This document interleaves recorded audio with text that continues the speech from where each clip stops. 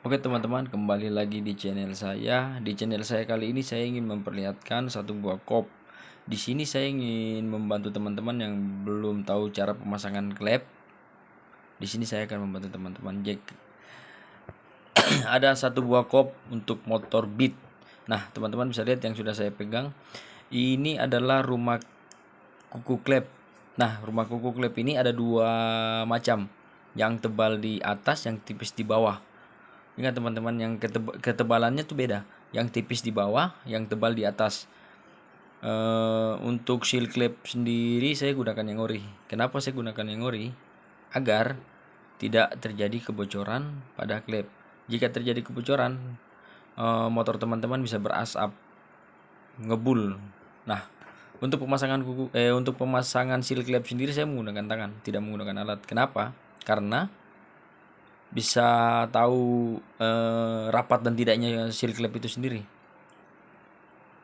Dan ingat teman-teman, untuk klep sendiri ada dua macam, yang in lebih besar kebanding X. Ingat ya teman-teman, yang in lebih besar daripada X. Untuk pada motor umumnya semua sama, yang in lebih besar pada X. Untuk spiralnya, fair clampnya sendiri, teman-teman perhatikan ada titik renggang dan titik rapat.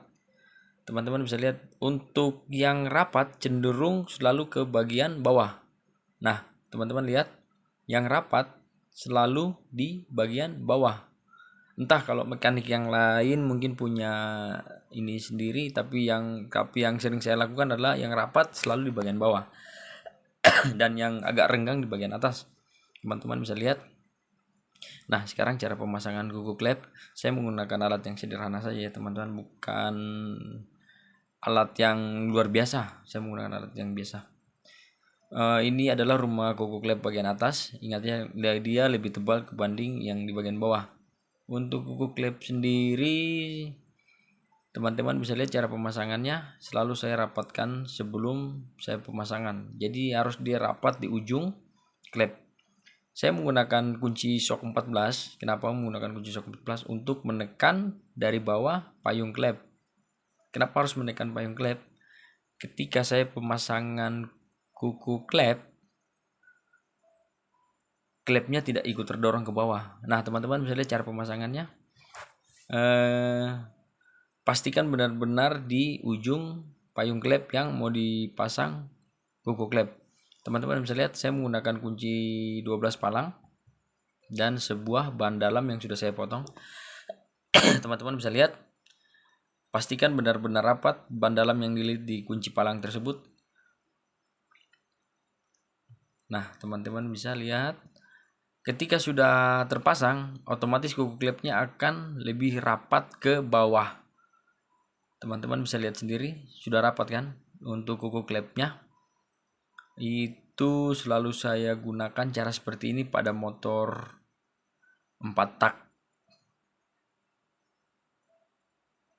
Ingat teman-teman, bisa menggunakan kunci shock 12 atau 14 untuk menekan dari bawah payung klep dari motor yang teman-teman buat. Video yang saya buat ini tidak ada unsur kesengajaan atau unsur mengganggu siapapun dengan cara pemasangan kuku klep dengan pemasangan klep. Ini hanya video yang saya buat untuk membantu teman-teman yang memang belum paham cara pemasangan. Jadi yang memang sudah paham, mungkin jika salah di video ini saya minta maaf. Nah, ketika klepnya sudah terpasang, teman-teman bisa menggunakan kunci T12 untuk mengetok bagian ujung payung klep atau klep tersebut yang teman-teman sudah pasang kuku klepnya. Kenapa?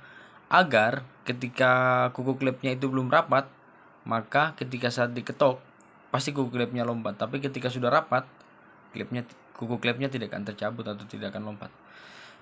Untuk Nokena sendiri, untuk rumah lahirnya agak sedikit memar karena waktu pemasangan dari teman di sebelah kayaknya agak sedikit kasar untuk pemasangannya. Jadi untuk rumah Nokena sendiri akan saya perbaiki lagi. Terima kasih teman-teman yang sudah menonton video saya. Terus dukung video saya, terus dukung channel saya agar bisa berkembang, agar video-video yang saya buat bisa membantu teman-teman. Salam.